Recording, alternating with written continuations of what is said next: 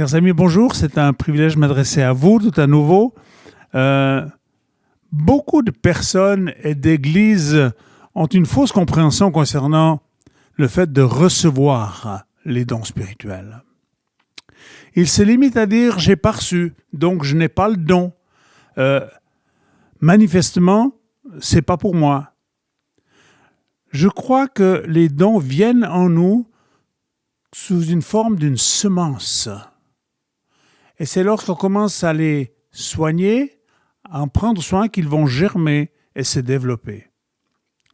Selon moi, chaque chrétien né de nouveau devait comprendre leur fonctionnement pour éviter d'être dupé ou manipulé par des personnes qui veulent se montrer plus spirituelles que les autres. Très important de comprendre comment fonctionnent les dons, comment on entend la voix de Dieu, etc., etc. Pour cela, il faut avoir un terrain d'entraînement et d'exercice qui malheureusement souvent est déficitaire ou parfois totalement manquant. On n'a pas vraiment, on nous partage sur ces choses-là, on ne nous donne pas l'occasion d'apprendre. Moi, c'était une révolution dans ma vie lorsque, avec un prophète, on a commencé à faire des exercices pratiques. On était déboussolés. Ça ne rentrait pas dans une case. On n'avait pas l'habitude à cela. On voulait juste qu'on nous enseigne des choses, qu'on les comprenne ou qu'on ne les comprenne pas. Mais là, on était avec une personne qui a dit « Moi, je veux que vous appreniez à écouter. Je ne veux pas aller à la pêche pour vous tous les jours. Je veux que vous appreniez vous-même à aller pêcher votre poisson. » Et puis, c'était vraiment une expérience extraordinaire qui a marqué mon histoire, qui m'a introduit dans l'exercice des dons spirituels. Je dis pas que je les exerce tous, mais je crois que ça m'a permis de comprendre les choses et de commencer à les pratiquer. Et je suis très reconnaissant à cette personne qui nous a initiés. Quand on veut parler des dons spirituels, eh bien, on va commencer par regarder ce que l'apôtre Paul écrit dans 1 Corinthiens chapitre 12. Je vais lire du verset 5 à 11. Verset 5 à 11, 1 Corinthiens 12. Il y a diversité de dons, mais le même esprit. Esprit est écrit avec une majuscule. Quand esprit est écrit avec une majuscule dans votre Bible, normalement, il s'agit de l'esprit de Dieu. Quand il est écrit avec une minuscule, il s'agit soit de l'esprit humain ou d'esprit méchant, dont la Bible parle aussi. Mais ici, il est parlé et c'est écrit en majuscule. Diversité de dons, mais le même esprit. Diversité de ministères, mais le même Seigneur. Diversité d'opérations, mais le même Dieu qui opère tout en tous. Or, à chacun, la manifestation de l'Esprit est donnée pour l'utilité commune. Utilité commune. En effet, à l'un est donné par l'Esprit une parole de sagesse, à un autre une parole de connaissance, selon le même Esprit, à un autre la foi, par le même Esprit, à un autre le don des guérisons, par le même Esprit, à un autre le don d'opérer des miracles, à un autre la prophétie, à un autre le discernement des esprits, à un autre la diversité des langues, à un autre l'interprétation des langues. Un seul et même esprit opère toutes ces choses, les distribuant à chacun, en particulier comme il veut.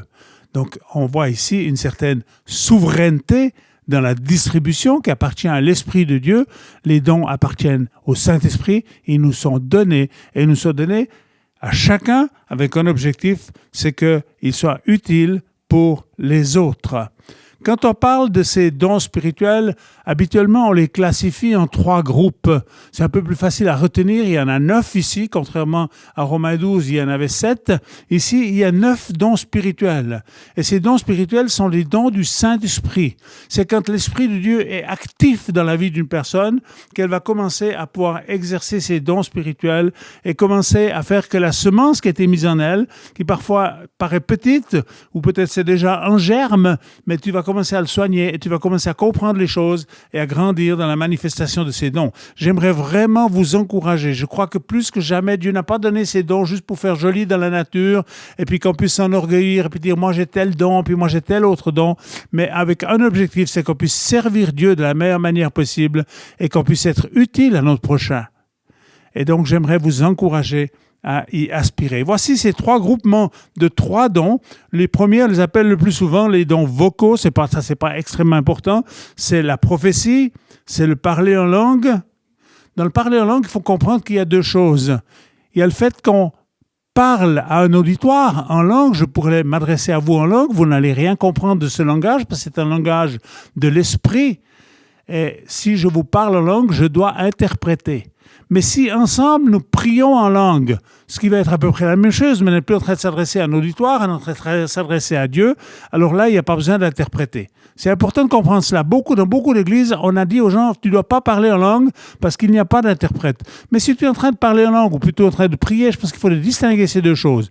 Parler en langue, interprétation, prier en langue, pas besoin d'interprétation, on s'adresse à Dieu et Dieu comprend par l'Esprit ce que nous disons au travers de soupirs parfois inexprimables. Donc, ce deuxième don, de parler en langue et de prier en langue, et puis l'interprétation des langues. L'interprétation des langues, je traiterai ça dans un sujet ultérieur, je traiterai des autres dons dans la prochaine session. Le deuxième groupe de 3 dons, c'est ce qu'on appelle les dons de révélation. C'est la parole de connaissance. Je vais développer un tout petit peu ces dons dans la suite. Je fais juste que de les mentionner. La parole de connaissance, c'est quand vous recevez une direction de la part de Dieu que vous ne pouvez pas connaître d'un point de vue naturel. Où Dieu, tout à coup, vous dit, c'est là qu'il faut toucher la personne. Parfois, ce don est utilisé dans la guérison, où Dieu donne des paroles de connaissance pour guérir, mais ce n'est pas l'endroit exclusif où il est utilisé. Dieu peut donner, quand les gens sont en accompagnement spirituel, en délivrance, avec un sozo ou en relation d'aide, je crois que la parole de connaissance où Dieu, tout à coup, dit, c'est ici qu'il y a le problème, eh bien, parfois même la personne elle-même ne sait plus où est la difficulté et d'avoir ces paroles de connaissance peut vraiment débloquer des situations et j'ai vu ça quelquefois dans mon ministère où la parole de connaissance a comme débloqué une situation où on ne savait pas par quel bout il fallait l'aborder. Le discernement des esprits, c'est aussi un don spirituel. Le discernement des esprits, il est utilisé dans le domaine de la délivrance quand les gens, il faut discerner quels sont les esprits qui sont présents et dont la personne a besoin d'être libérée. Mais le discernement des esprits peut aussi être présent dans n'importe quelle communication dans la société ou dans l'Église en disant quel est l'esprit qui est derrière ce qui est en train d'être partagé ou en train d'être dit. Et là aussi, soyons prudents de ne pas trop vite affirmer en disant voilà, c'était l'esprit, etc. Mais le discernement des esprits va nous aider à discerner des choses qui ne sont pas... on ne peut pas les saisir avec l'intellect humain, avec le raisonnement humain.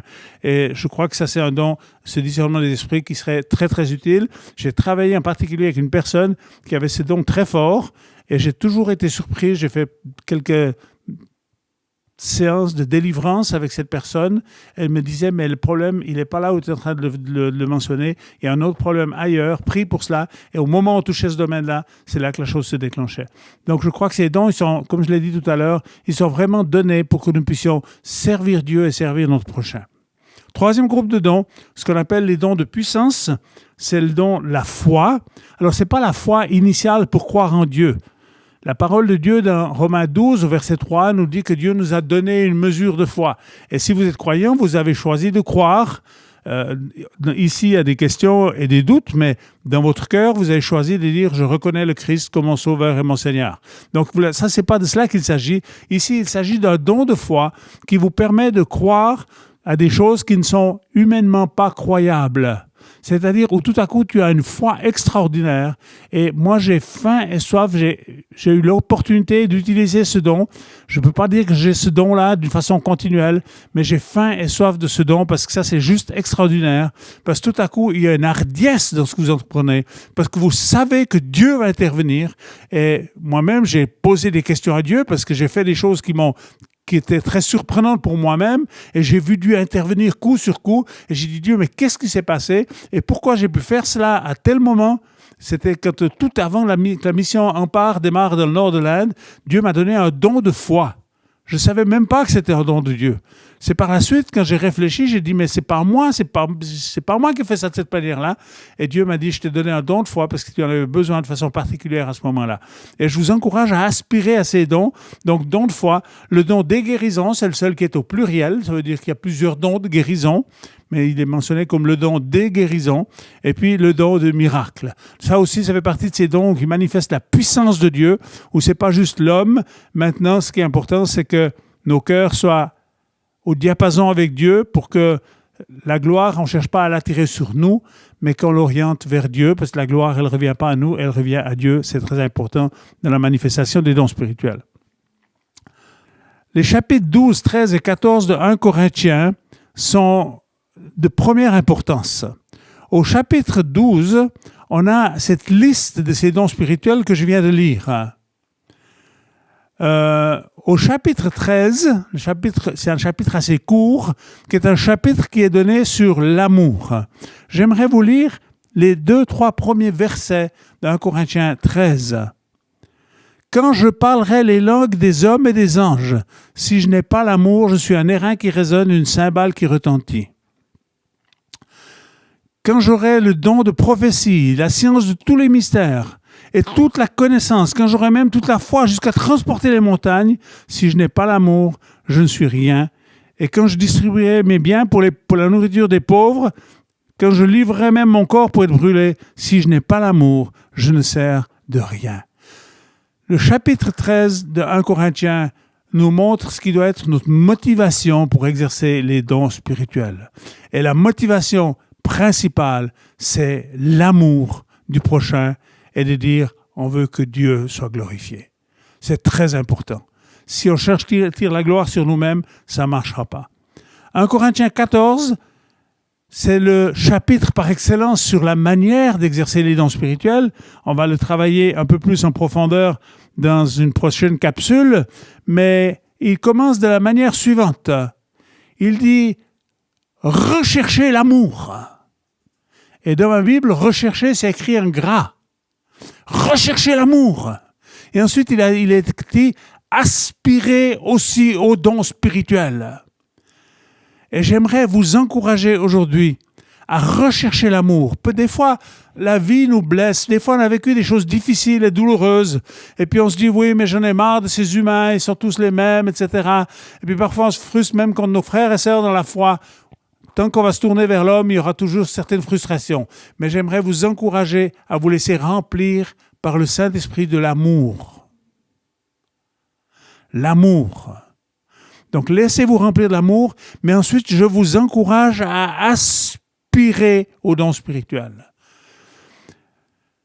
Comment recevoir? Aspirer est un élément central.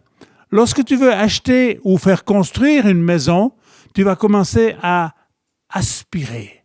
Tu vas commencer à te documenter. Tu vas visiter les foires. Tu vas regarder qu'est-ce que tu as envie comme style de maison, quelle est la disposition des pièces, qu'est-ce que tu veux comme équipement dans ta maison, etc. Et là, il y a une aspiration et on fait ça pour plein d'autres choses d'une façon très naturelle dans la vie. Tout à coup, on se dit maintenant, cette année, on a les moyens de s'acheter ceci ou cela et tu vas commencer à te documenter, tu vas commencer à aspirer à ce que tu vas t'acheter. La Bible nous invite à le faire, pas seulement pour les choses naturelles et matérielles, mais la Bible nous invite à le faire pour les choses spirituelles et je vous encourage à aspirer.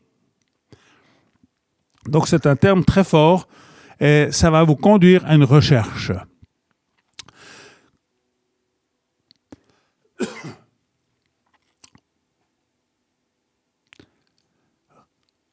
Comment recevoir? Recevoir par la foi. Ça veut dire que tu demandes et tu crois que Dieu va te donner. Beaucoup de gens pensent que c'est à force de demander, puis de demander, puis de demander encore, puis de demander encore. Et je suis toujours surpris de voir des chrétiens qui me disent « Mais prie, mais prie, mais prie !» Je leur dis « Mais est-ce que tu crois à ce qu'on est en train de prier ?» Tu demandes à Dieu et tu crois que Dieu va te le donner. Jésus nous dit que Dieu est plus bon que nous, comme parents. C'est un meilleur père. Et tu demandes un don et tu remercies Dieu parce qu'il va te le donner. Ça ne va pas dire que tu vas l'exercer dans les 24 heures qui suivent, à moins que tu sois quelqu'un d'initié, qui a déjà de l'expérience, mais il va progresser et il va se développer en toi. On voit que, j'ai mentionné ces textes tout à l'heure aussi dans Acte 19, on voit que c'est par l'imposition des mains. Et l'apôtre Paul va dire à Timothée de ranimer le don qu'il a reçu, qui lui avait été donné par l'imposition des mains. Donc c'est une autre manière de recevoir. Et puis, comment recevoir? Je crois qu'il y a un principe qu'on a un tout petit peu oublié, un principe qui est très, très biblique, c'est qu'un disciple devrait apprendre avec un maître. Et aujourd'hui, on parle beaucoup de faire des disciples et on remplit la tête des gens avec des informations, mais on ne lui conduit pas assez sur des choses pratiques où on va les former à ce qu'ils puissent exercer eux-mêmes ces dons et les manifester. Donc, il faut qu'il y ait des maîtres qui enseignent des disciples. Pour former des disciples, c'est 3 étapes assez simples. Je le dis un petit peu avec un raccourci, si vous me permettez. Faire des disciples, c'est faire avec, et c'est laisser faire. Trop de gens sont juste là à écouter, ils sont inactifs. Il faut, et le projet de Dieu, c'est que tu deviennes actif. Et actif dans les choses très naturelles de la vie, mais aussi actif dans ces domaines spirituels et dans ces dons spirituels que Dieu veut donner. Ton aspiration sera à la mesure de ta soif. Si tu n'as pas soif, tu vas dire, bon, si Dieu le veut, Inch'Allah. Non, ça ne marche pas comme ça. Dieu a dit aspirer, rechercher. Celui qui cherche trouve, celui qui frappe on lui ouvre, celui qui demande reçoit. Continuez à rechercher et chercher un lieu où quelqu'un va pouvoir vous accompagner dans des aspects pratiques, dans des phases pratiques. Ce sera d'ailleurs le sujet de ma prochaine capsule, c'est initiation prophétique sera le prochain thème que je vais partager avec vous. Merci beaucoup de votre attention, que Dieu vous bénisse.